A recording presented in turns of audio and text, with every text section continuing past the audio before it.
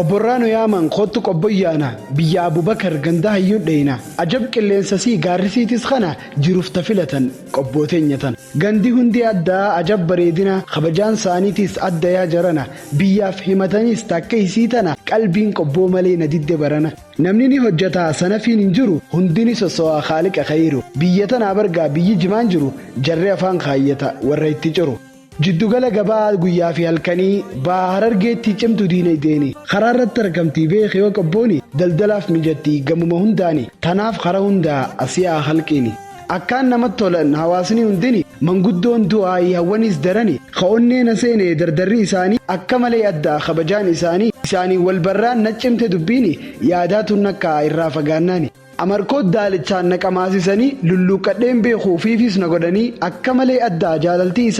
isaaniin jaaladhee dhugatti anummaani